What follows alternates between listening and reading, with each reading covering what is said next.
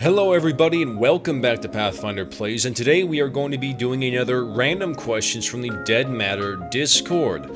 Let's begin. Tyboy asks, will there be real constellations or star patterns in the sky at night? I heard you could navigate using the stars, and Onyx says yes. And this isn't a novel idea. Other games have done this in the past as well. Probably the most notable one is DayZ. You don't really use it though, because you have compasses, you have maps, you have road signs, and you also have the sun, which everyone knows goes from east to west and essentially guides you to the more militarized loot. So it will be interesting to see if Dead Matter actually utilizes the constellations or if it's just a neat gimmick.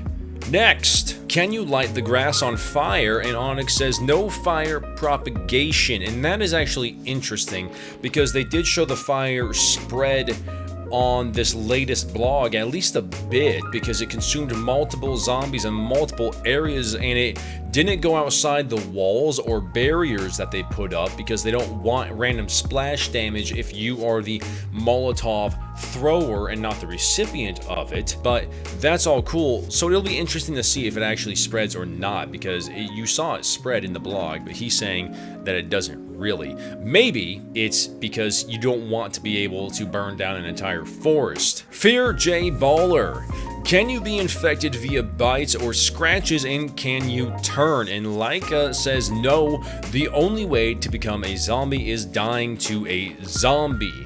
And that is correct, and I actually agree with that. There was a lot of people who were kind of mad about the idea that you won't always turn to a zombie, and they promoted the idea of, say, Fear the Walking Dead or the Walking Dead TV series and graphic novel, where you're always infected, so no matter how you die, given enough time, as long as it's not from a brain injury, you will come back. And I don't agree with that approach to this video game, because the idea that you can die to a zombie and have the ability to go back to your past self, kill your new zombie self, and get your gear back is very novel, very new, and I don't want it to be so overdone that it loses that excitement factor. And if you died and became a zombie for everything, whether you starved, became dehydrated, got shot in the gut, and there was no zombies anywhere around, even with scratches or bites, I don't like it.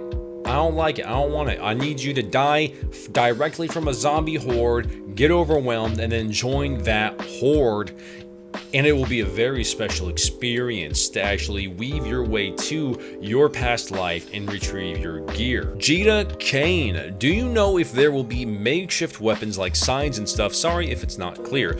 Onyx says a few, and it's true. Dead Matter is actually revealing a fair bit of craftable items, not all of it weaponry, but for example with the base building elements. In the latest blog we saw that they have bars for windows, walls, ramps, doors, door barricades, plenty of other things, a water container that you can use at your base, plenty of fortifications and utilization options at your disposal to craft. And they also said here, like we see, that there are a few makeshift weapons. Also in the blog they said that there is a makeshift katana you can make that looks less polished. Now I'm wondering if you can actually use street signs to make yourself some sort of a makeshift katana. I guess we're gonna have to find out. Next, Fry Joe Guerro, is your stuff susceptible to raids while logged out? How does your hideout stay safe when you're logged out? Can you be offline raided? That's the question. And Reggie Bless says, yes, you can be offline raided.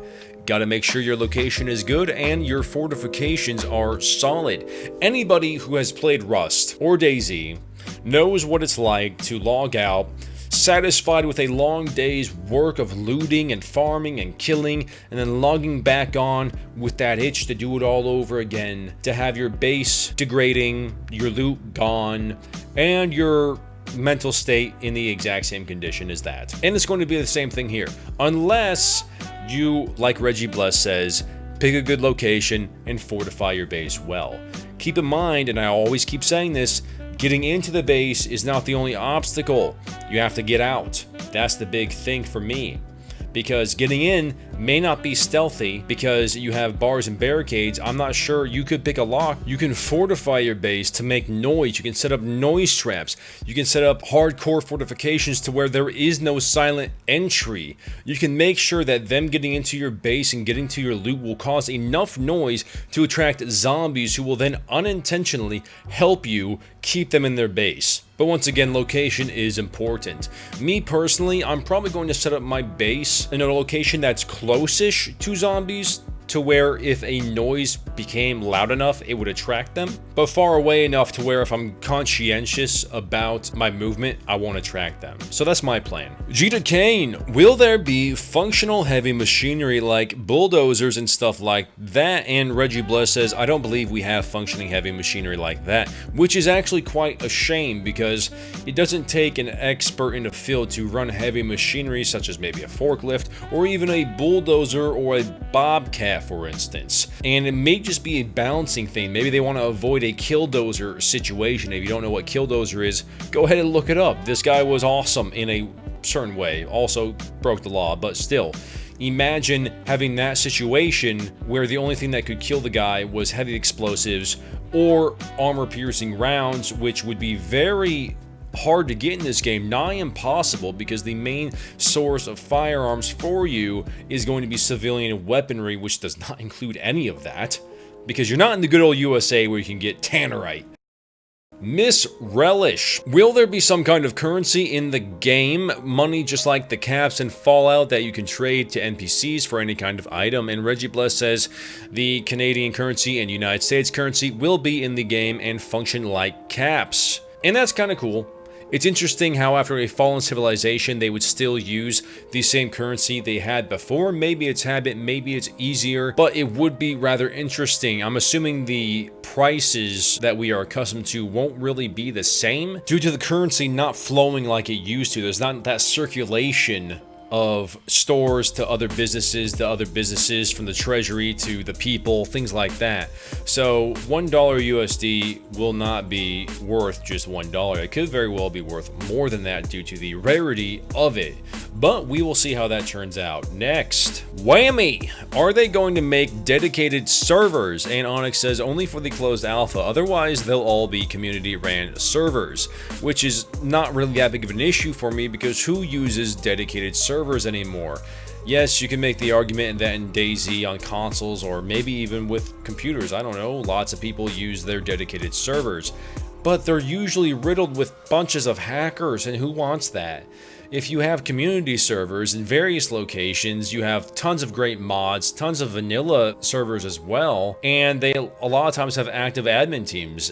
So I don't really see what the issue is. A lot of people are against that. If you're against that or have an objection to it, let me know in the comments below, because I am interested about different viewpoints on this. Alan, after the game is released, both Steam and Epic can play, right?